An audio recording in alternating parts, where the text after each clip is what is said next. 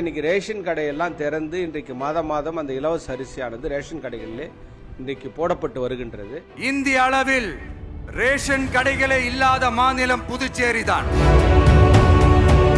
இப்போ ரேஷன் கடையை பொறுத்த வரைக்கும் அவர் சொல்லியிருக்காரு, அவருக்கு எழுதி கொடுத்தவங்க தவறாக எழுதி கொடுத்துருக்காங்கன்னு நினைக்கிறேன்.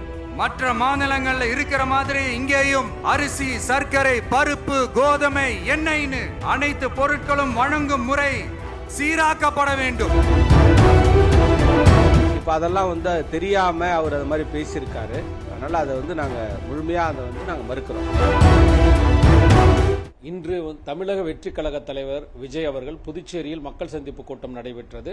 அதில் பல்வேறு குற்றச்சாட்டுகள் புதுச்சேரியினுடைய அரசு மற்றும் மாநில அந்தஸ்து குறித்து, ரேஷன் கடை குறித்து, சட்ட ஒழுங்கு குறித்து பல்வேறு குற்றச்சாட்டுகளை வைத்துள்ளார்.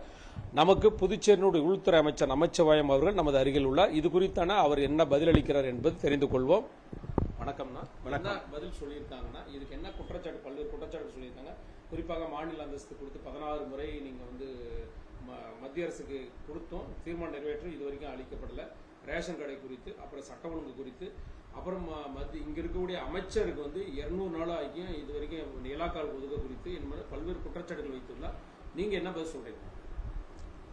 அது குறிப்பா மாநில அந்தஸ்தை பொறுத்த வரையில இன்றைக்கு நேரத்துக்கு இல்லை, அவரே சொல்லியிருக்காரு 16 முறை டெல்லிக்கு அனுப்பப்பட்டு இது வரைக்கும் மாநில அந்தஸ்து கிடைக்கலன்னு சொல்லியிருக்காரு.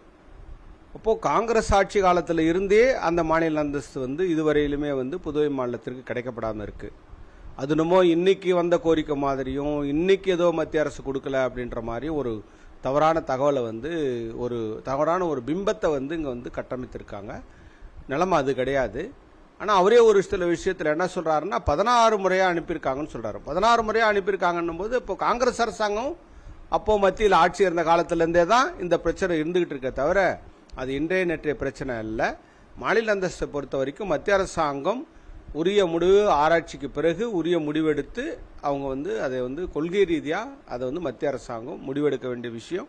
அதனால அதற்கு ஒரு சில காலதாமதங்கள் ஏற்பட்டு கொண்டு இருக்கின்றது. அதனால அது மாதிரி சொல்லியிருப்பது என்பது நாம் புதுவை மாநில அரசை பொறுத்தவரையிலே, மத்திய அரசை பொறுத்தவரையிலே அதற்கு உரிய நேரத்தில் உரிய முடிவை மத்திய அரசாங்கம் எடுக்கும். இப்போ ரேஷன் கடையை பொறுத்த வரைக்கும் அவர் சொல்லியிருக்காரு, அவருக்கு எழுதி கொடுத்தவங்க தவறாக எழுதி கொடுத்துருக்காங்கன்னு நினைக்கிறேன். ஏன்னு கேட்டீங்கன்னா, இன்னைக்கு ரேஷன் கடையெல்லாம் திறந்து இன்றைக்கு மாதம் அந்த இலவச அரிசியானது ரேஷன் கடைகளிலே இன்றைக்கு போடப்பட்டு வருகின்றது. இப்போ அதெல்லாம் தெரியாம அவர் அது மாதிரி பேசியிருக்காரு. அதனால அதை நாங்க முழுமையா அதை நாங்க மறுக்கிறோம்.